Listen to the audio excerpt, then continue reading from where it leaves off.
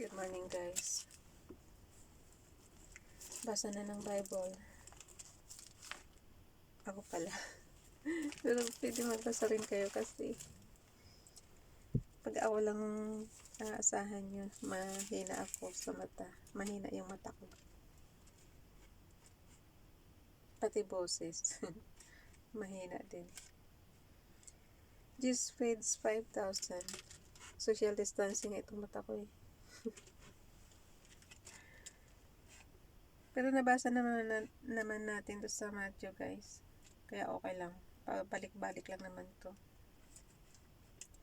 Jesus feeds 5,000. The apostles gathered around Jesus and reported to him all they had done and taught. Then because so many people were coming and going that they did not even have a chance to eat, he said to them, "Come with me by yourselves to a quiet place and get some rest."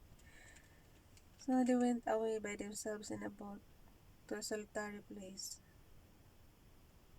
So ilang boat yung yung 5,000 na yun?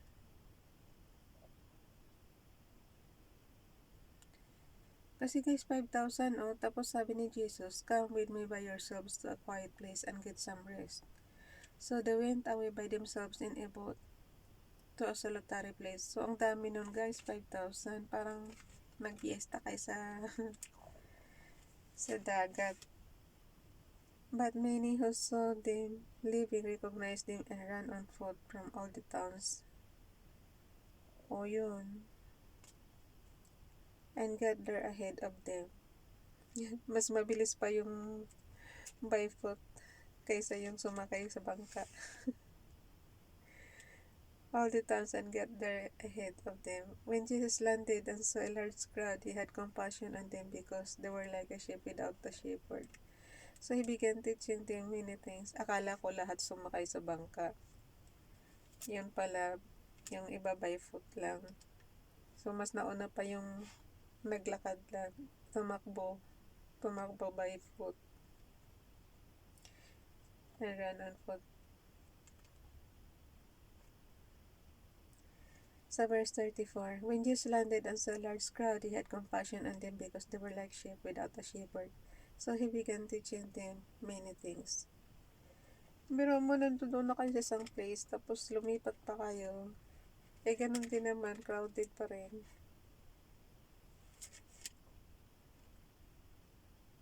Yan, napagod lang yung mga tumakbo.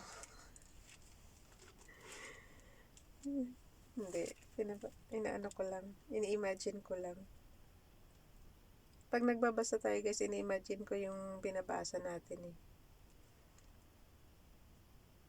Tapos, sa verse 35, by this time, it was late in the day, so his disciples came to him.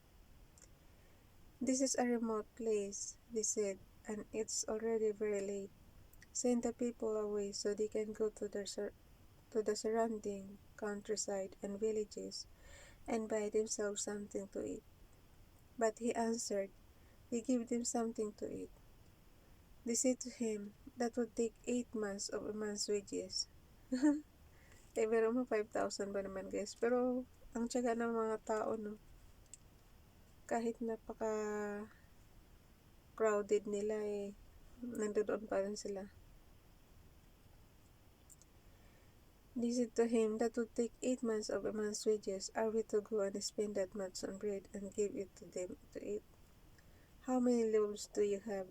"Excuse me," he asked. "Go and see." When they found out, they said 5 and 2 fish. Then Jesus directed them to have all the people sit down in groups on the green grass. So they sat down in groups of hundreds and fifties. Taking the 5 loaves and the 2 fish and looking up to heaven, he gave thanks and broke the loaves.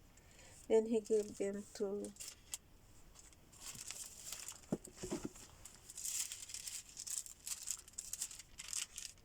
his disciples to sit before the people. He also divided 2 fish among them all. Pero yung 2 fish guys, divide mo sa sa 5,000. They all ate and were satisfied, and the disciples picked up 12 basketfuls of broken pieces of bread and fish. The number of the men who had eaten was 5,000. So, ang tingin ko dito, ang ibig sabihin itong, sharing lang to. Siyempre, kung may pag kayo kasi lumakad, kahit paano mayroon kayong pagkain sa bag nyo. Or, pag alam nyong matagalan yung biyahe nyo, mayroon talaga kayong tinatabi dyan sa napagkain na alam mong magugutom ka. So, siguro pinagsama-sama na yan. Kasi guys, tingnan mo naman, imposible naman yung 2 fish mo is i-divide mo sa 5,000. Ayan, he also divided the 2 fish among them all.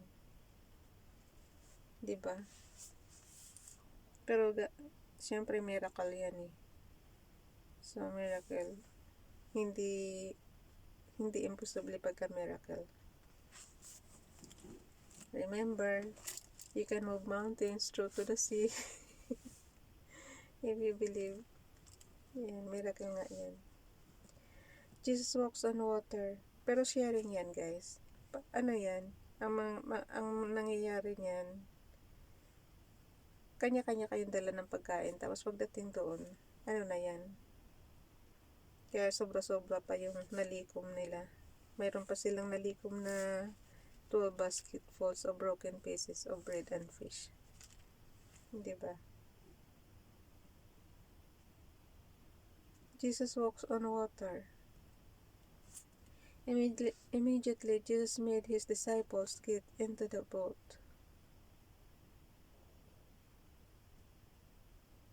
and go on ahead of him to Bethsaida, while he dismissed the crowd. After leaving them, he went up on a mountainside to pray. When evening came, the boat was in the middle of the lake, and he was alone on land. But iniwanan ng mga disciples si Jesus. Immediately, ayan sa 45 guys, Immediately, Jesus made his disciple get into the boat and go on ahead of him to Bethsaida while he dismissed the crowd. After leaving them, he went up on a mountainside to pray. When evening came, the boat was in the middle of the lake, and he was alone on land. He saw the disciples straining at the oars because the wind was against them. About the 4th watch of the night, he went out to them, walking on the lake. He was about to pass by them, but when they saw him walking on the lake, they thought he was a ghost. They cried out because they all saw him and were terrified. Immediately he spoke to them and said, "Take courage, it is I, don't be afraid." Hindi siya nakilala ng mga disciples. Then he climbed into the boat with them, and the wind died down. They were completely amazed, for they had not understood about the loaves. Their hearts were hardened. Jesus heals all who touch him. Yep, hawakan mo nga lang siya sa damit, gagaling ka na, because of your faith. When they had crossed over the land of Gennesaret and anchored there, as soon as they got out of the boat, people recognized Jesus. They ran throughout that whole region. Parang ano lang si Jesus Parang tatakbo sa isang posisyon. Ang dami laging tao.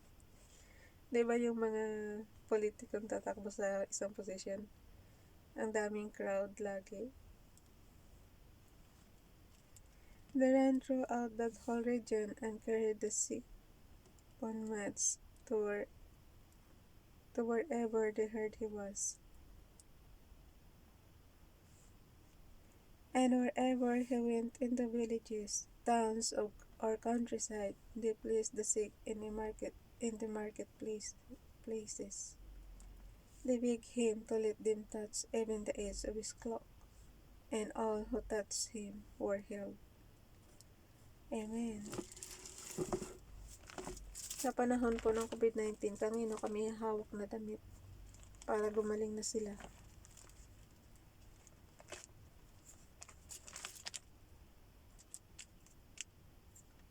Kasi guys, parang ano lang siya, para lang tayo nagbabasa ng story nung araw. History pala nung araw. Yung mga binabasa natin dito. Then, yung ating pananampalataya, yun pa rin talaga ang makakagaling sa atin.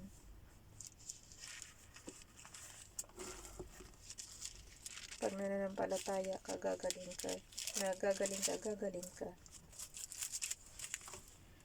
17. Ano ba yun? Nakalimutan ko na naman.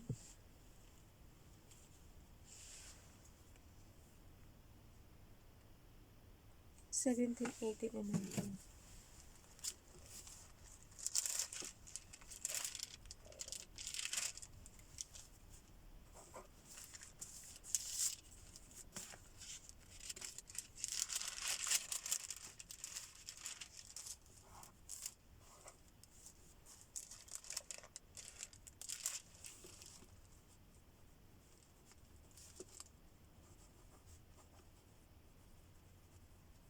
Ang laki na talaga ng ano natin, ng advance natin guys. 10 araw. Pang February 28 na natin, 18 pa lang tayo ngayon ng February.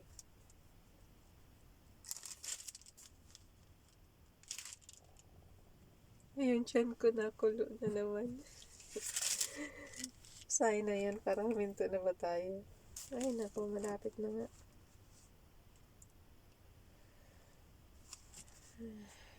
17, 18, 19.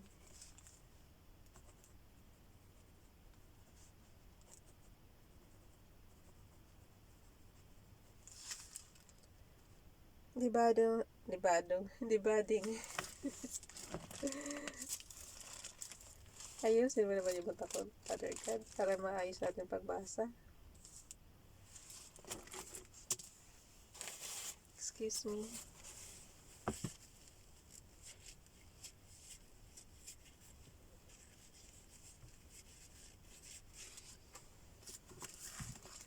Okay guys, the budding of our staff. The Lord said to Moses, "Speak to the Israelites, and get 12 staffs from them, one from the leader of each of their ancestral tribes. Write the name of each man on his staff.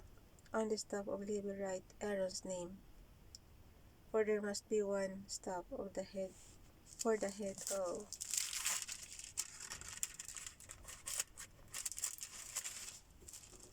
his ancestral tribe. Place them in the tent of meeting in front of the testimony where I meet with you. The staff belonging to man I choose will sprout, and I will rid myself of this constant grumbling against you by the Israelites." Huwag niyo intindihin yung tiyan ko at mamaya may inom lang tayo tubig. Nakulo. Ayos na tayo na upo.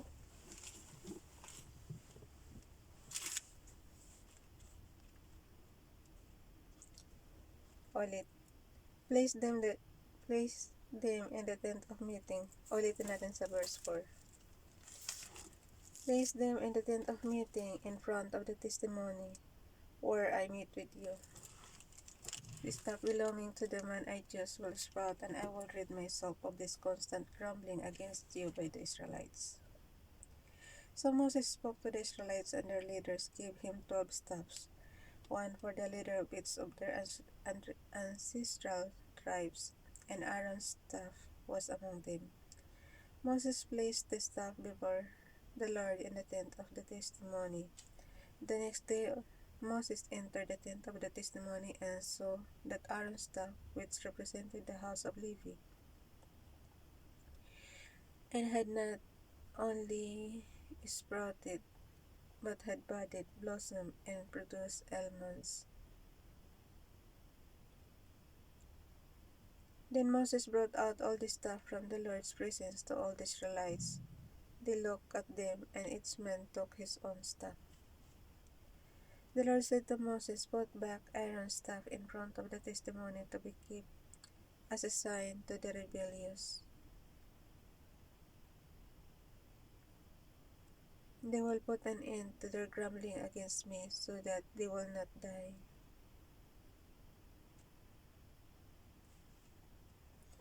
Moses did just as the Lord commanded him. The Israelites said to Moses, "We will die, we are lost, we are all lost. Anyone who even comes near the tabernacle of the Lord will die. Are we all going to die?" Duties of priests and Levites. Ito yung mga ano ni Levi, guys. Levites ang tawag sa nila. The Lord said to Aaron, "Your sons and your father's family are to bear the responsibility for offenses against the sanctuary, and you and your sons alone are to bear the responsibility for offenses." Inom na muna tayo ng tubig, guys. Panihig ko ng ano ko, ng tiyan ko.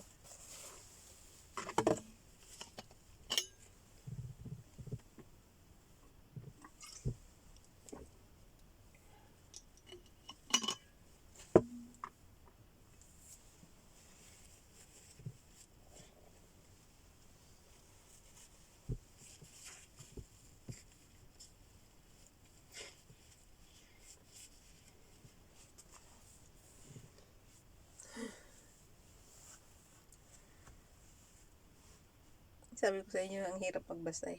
Pag ganito, nagre-reklamo lagi ang tiyan.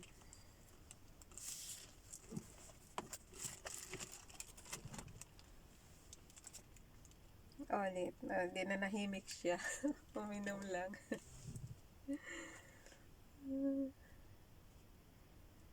Ano, ulit.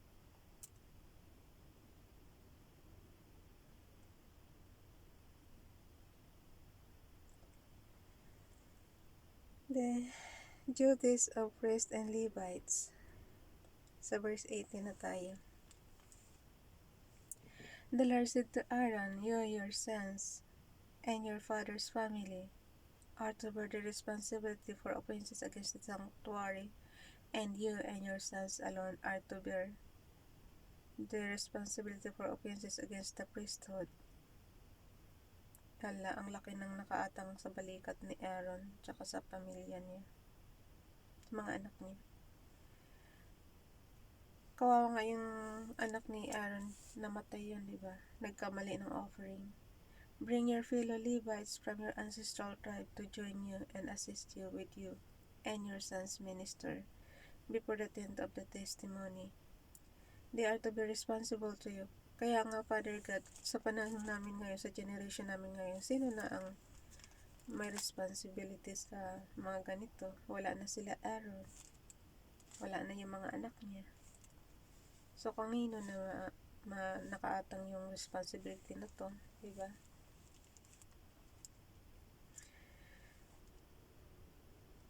"Bring your fellow Levites from your ancestral tribe to join you and assist you when you and your sons minister before the tent of the testimony. They are to be responsible to you and are to perform all the duties of the tent, but they must not go near for the furnishings of the sanctuary or the altar, or both they and you will die." Diba? Di sila pwede lumapit doon. Awan ko, bakit napaka noon araw noon, napaka higpit. Konting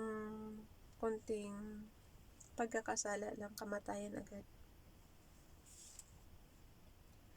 "They are to join you and be responsible for the care of the tent of meeting, all the work at the tent, and no one else may come near where you are. You are to be responsible for the care of the sanctuary and the altar, so that wrath will not fall on the Israelites again. I myself have selected your fellow Levites from among the Israelites as a gift to you, dedicated to the Lord to do the work at the tent of meeting. But only you and your sons may serve as priests. Kita mo, si Aaron lang or yung mga anak niya ang mag-serve as pare, guys. In connection with everything, yung mga Levites parang nagmag-a-assist lang sa kanila yun. In connection with everything, paano nga yun, Father God? Patay na sila Aaron, tsaka yung mga anak niya. Sino na magpapatuloy sa mga gawain nila? Yung mga pare ba namin ngayon, Levites sila?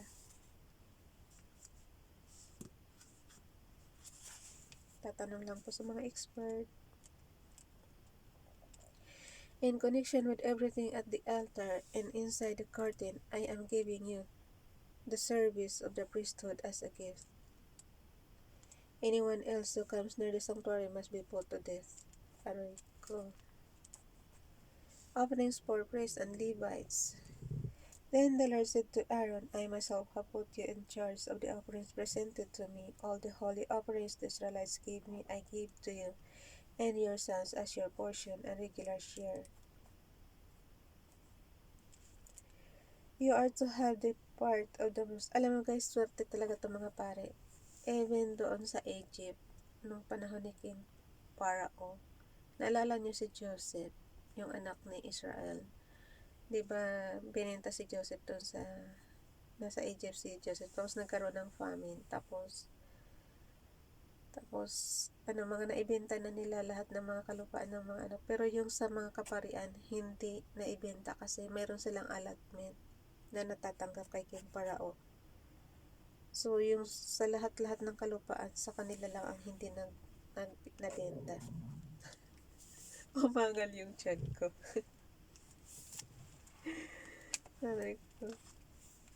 Hindi, naalala ko lang yung binasa natin. Yung previous na binasa natin. You are to have the part of the most holy offerings that escape from, sa verse 9 tayo guys, chapter 18. You are to have the part of the most holy offerings that escape from the fire, from all the gifts they bring me as most holy offerings, whether grain or sin or guilt offerings. That part belongs to you and your sons. Eat it as something most holy. Every male shall eat it. You must regard it as holy. Sa dami ng offering, sila Aaron ang pwedeng kumain. This also yours, whatever I set aside from the gifts of all the wave offerings of the Israelites, I give this to you and your sons and daughters as your regular share. O guys, tingnan nyo, pare si Aaron, pero mayroon siyang mga anak na nanging pare din. So, hindi po masama mag-asawa ang pare. Everyone in your household who is ceremonially, hindi, base lang sa nababasa natin yan eh. Naalala mo, as long as virgin, yung mapapangasawa nila, pwede sila mag-asawa. Everyone, nakasulat, nabasa natin yun. Everyone in your household who is ceremonially clean may eat it. Kaya pag may nakita kayong asawa ng pare, isipin nyo, virgin yung nakuha nila na yun. I give you all the finest olive oil and all the finest new wine and grain they give the Lord as the first fruits of their harvest. All the land's first fruits that they bring to the Lord will be yours. Everyone in your household is ceremonially clean may eat it. Everything in Israel that is devoted to the Lord is yours. The first offspring of every womb, both man and animal that is offered to the Lord is yours. Swerte ni Aaron. But, siya rin daw, yun dyan ko rin daw. Ang lakas kalayan ng tunog niya pagka Aywan ko, ba't ganun tong video natin? Pag boses ko mahina, pag dyan ko malakas. But you must redeem every firstborn son and every firstborn male of unclean animals. When they are a month old, you must redeem them at the redemption price set at 5 shekels of silver, according to the sanctuary shekel, which weighs 20 gerahs. But you must not redeem the firstborn of an ox, a sheep, or a goat. They are holy. Sprinkle their blood on the altar and burn their fat as an offering made by fire, an aroma pleasing to the Lord. Their meat is to be yours, just as the breast of the wave offering and the right of thigh are yours. Whatever is set aside from the holy offerings the Israelites present to the Lord, I give to you and your sons and daughters as your regular share. It is an everlasting covenant of salt before the Lord for both you and your offspring. The Lord said to Aaron, you will have no inheritance in their land, nor will you have any share among them. I am your share and your inheritance among the Israelites. I gave to the Levites all the tithes in Israel as their inheritance. Kita mo walang tribes ang Levites, guys. Yung Levites walang tribes yan, pero tingnan mo naman, oh. I gave to the Levites all the tithes in Israel as their inheritance. In return for the work they do while serving at the tent of meeting, from now on, the Israelite must not go near the tent of meeting, or they will bear the consequences of their sin and will die. Grabe, lalapit ka lang, mamamatay ka na. Ino muna tayo. Nahinto tayo sa verse 22. Baka makalimutan na naman eh.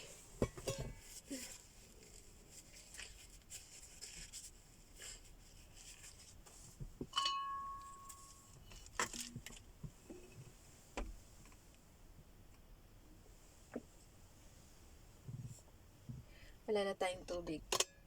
Ubus na.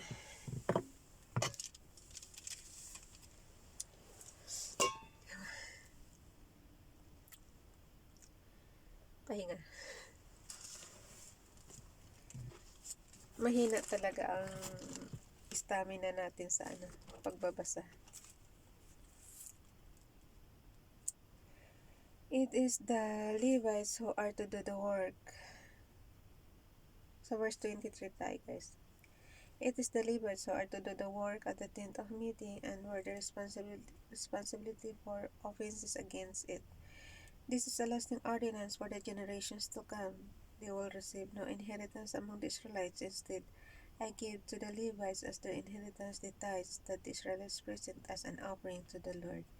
That is why I said concerning them, they will have no inheritance among the Israelites. Alin mas gugustuhin nyo, guys? Magkaroon kayo ng tribes or tithes? Pera o lupa?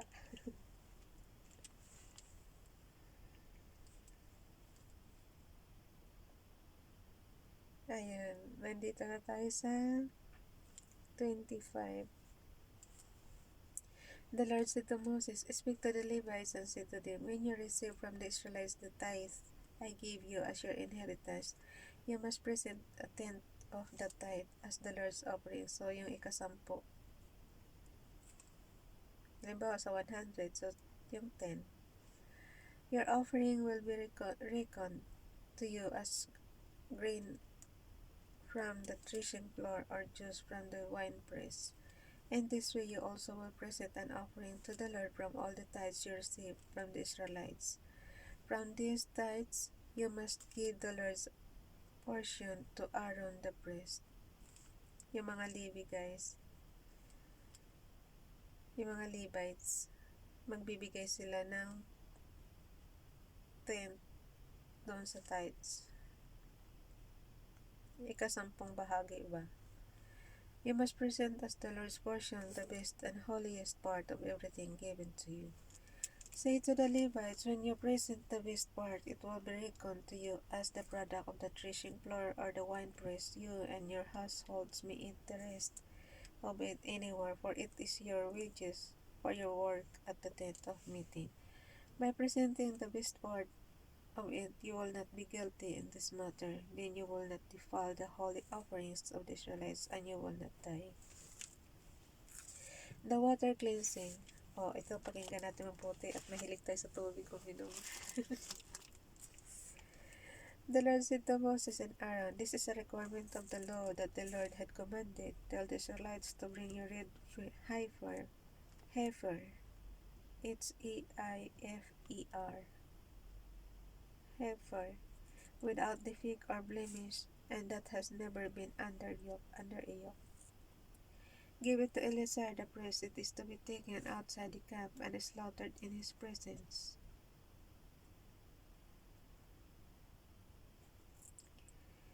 Then Eleazar the priest is to take some of its blood as on his finger and sprinkle it 7 times and toward the front of the tent of meeting.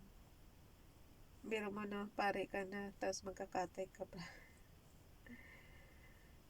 Ang daming trabaho ng pare, grabe. While he watches, the heifer is to be born. Its hide, flesh, blood, and offal. The priest is to take some cedar wood, hyssop, and scarlet wool, and throw them into the burning heifer. To take some cedar wood onto the burning heifer. Verse 7, guys. Chapter 19. After that, the priest must wash his clothes and bath himself with water. He may then come into the camp, but he will be ceremonially unclean till evening. The man who burns it must also wash his clothes and bath with water, and he too will be unclean till evening. A man who is clean shall gather up the ashes of the heifer and put them in a ceremonially clean place outside the camp. They shall be kept by the Israelite community for use in the water of cleansing.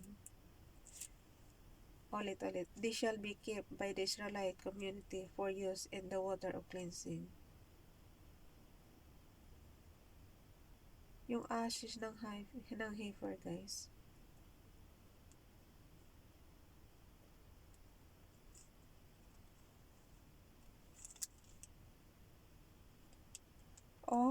Yung ashes, pang purification siya. It is for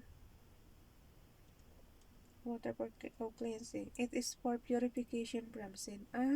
From sin pala. The man who gathers up the ashes of the heifer must also wash his clothes, and he too will be unclean till evening. This will be a lasting ordinance, both for the Israelites and for the aliens living among them. Whoever touches the dead body of anyone will be unclean for 7 days. Ayan guys, kaya huwag talaga kayong humawak ng patay. Paano yung mga embalsamador? Whoever touches the dead body of anyone will be unclean for 7 days. He must purify himself with the water on the 3rd day and on the 7th day.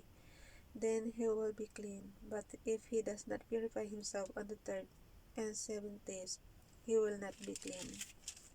So yun. Whoever touches the dead body of anyone and fails to purify himself defiles the Lord's tabernacle. That person must be cut off from Israel. Paano kaya yun? Ang dami mga namamatay. Naalala niyo yung yung pinarusahan ni Father Guy, yung kinain ng ground, kinain ng lupa, tapos di ba bumuka yung lupa, tapos sila Korat ba yan? Korat. I forget na. Kohet pala. Kohat. K-O-H-A-T-H. Di sana Kohat. Sila isa Kora. Yung tama si Kora nga. Sila Kora. Di ba kinain sila ng lupa? Mga nag-aalsa noon, panahon ni Moses. Whoever touches, ulit tayo sa verse 13 ng 19. Whoever touches the dead body of anyone and fails to purify himself defiles the Lord's tabernacle. That person must be cut off from Israel because the water of cleansing has not been sprinkled on him. He is unclean, his uncleanness remains on him. This is the law that applies when a person dies in a tent. Anyone who enters the tent and anyone who is in it will be unclean for 7 days, and every open container without a lid fastened on it will be unclean. Oh, anyone out in the open who touches someone who has been killed with a sword, or someone who has died a natural death, or anyone who touches human bone or a grave will be unclean for 7 days. Ay, ayoko na talaga humawak ng patay. Marami pala tayo pagka ano. For the unclean person, put some ashes. Nakahawak na ba ako ng patay? Neighbor pa yata. Pero pagka ano, ayoko talaga. Kasi nabasa na nga natin eh. For the unclean person, put some ashes from the burnt purification offering into a jar. For the unclean person, guys, sa 17. For the unclean person, put some ashes from the burnt purification offering into a jar and pour fresh water over them.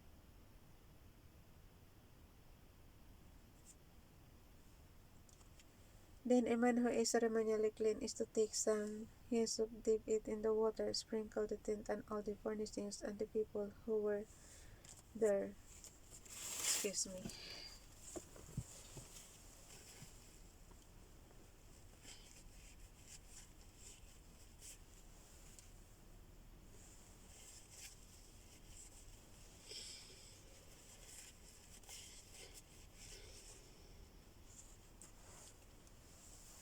Wala na akong tubig, hindi na ako makainom.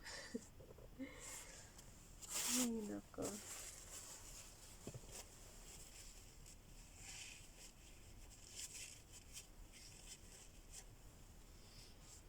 Naubos. Naubos yung tubig natin.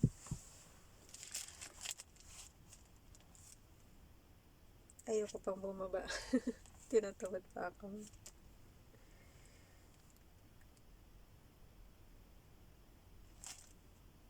Bilisan na natin, guys.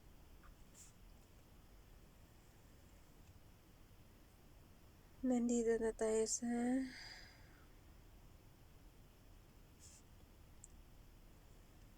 he must also sprinkle anyone who has touched a human bone or a grave, or someone who has been killed, or someone who has died a natural death. So, ibig sabihin talaga, guys, marami humawak ng patay. So, huwag na humawak. Kung ayaw mong gawin to lahat, kung tinatamad kang gawin lahat yung instruction na yan, huwag kang humawak ng patay. Ganun lang kasimple solution. The man who is clean is to sprinkle the unclean person on the 3rd and 7th days, and on the 7th day he is to purify him. The person being cleansed must wash his clothes and bathe with water, and that evening he will be clean. But if a person who is unclean does not purify himself,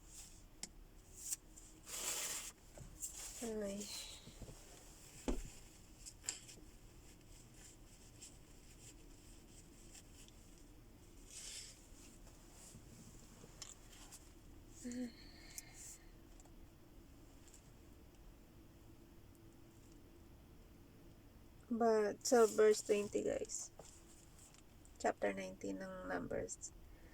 But if a person who is unclean does not purify himself, he must be cut off from the community. Hala.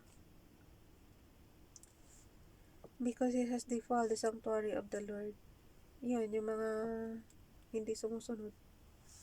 The water of cleansing, ika-cut off lagi niya yun. Buti nga cut off lang. Hindi mas, di ba minsan mas put to death. Yung lagi nating nababasa. Yun lang kumuha ng kahoy. Nag-gather lang ng wood. Wala, binato na hanggang sa mamatay. Kawawa. Malay mo, wala siyang panggatong, kaya siya nangahoy, diba?